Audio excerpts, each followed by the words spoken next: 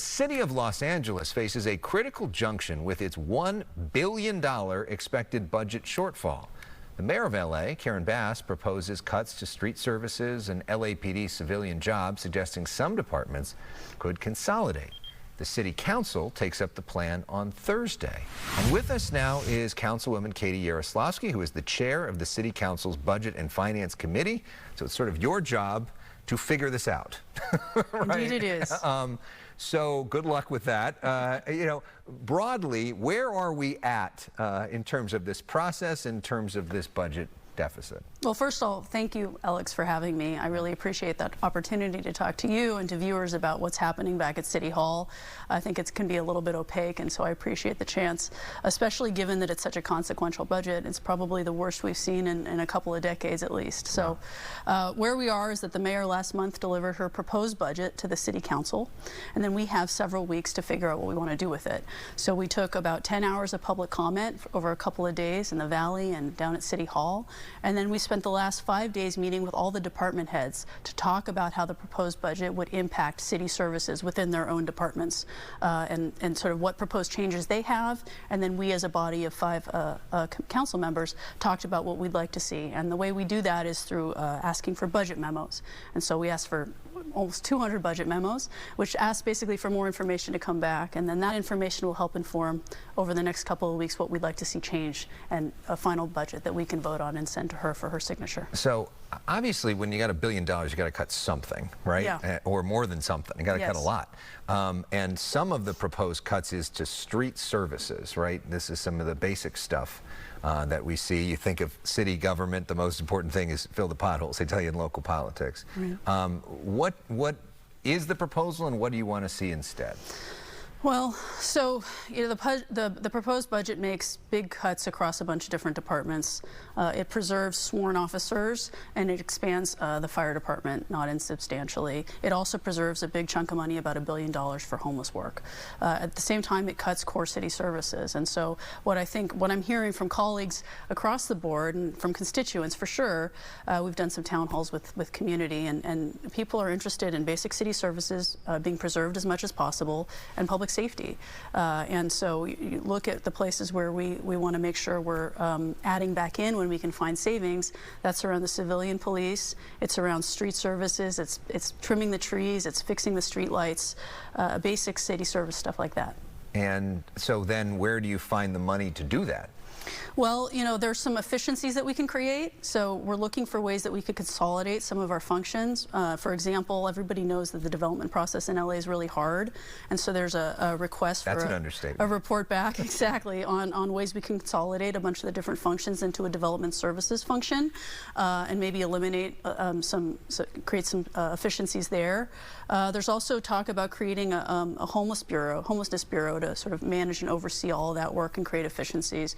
We also think we can create some cost savings in inside safe by doubling up the people in motel rooms 2 to a room, and also get reimbursed from the county. So we think we can save some money there, and then we'll have to have conversations with fire and police about ways we can curb some of the overtime spending. Maybe look at some of the stuff that the mayor added into the fire department. She created 221 new positions in fire.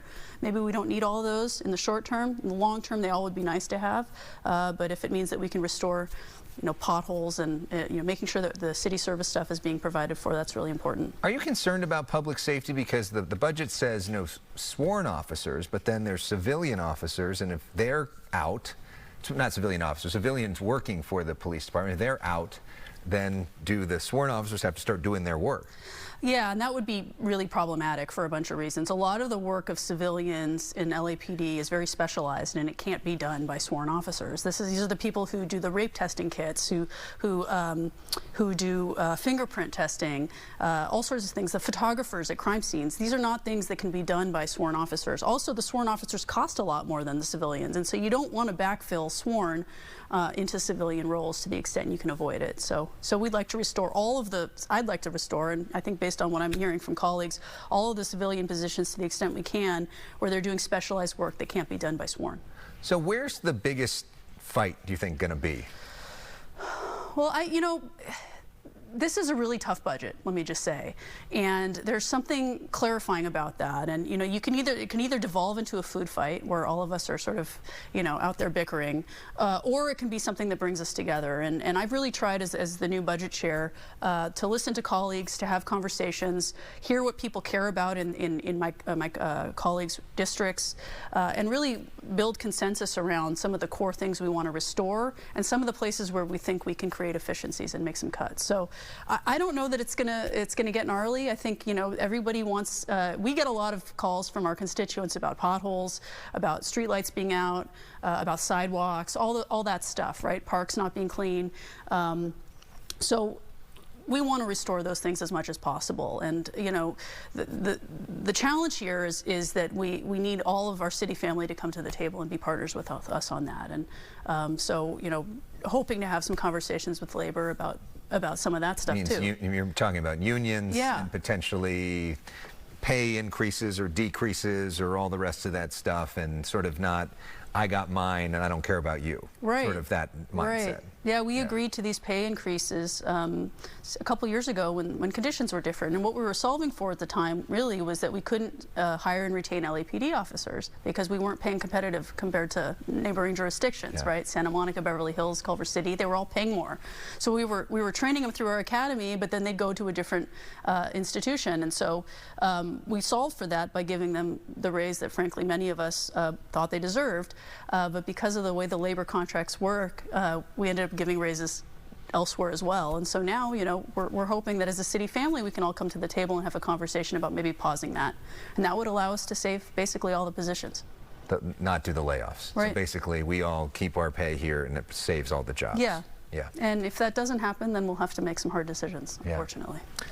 Katy Yaroslavsky, thanks for coming in and updating us. I don't envy your job right now, but getting to public service to solve problems, and this is a big problem to solve. It is, and it's an honor to be able to do it. Thank you. Thank you. Ahead.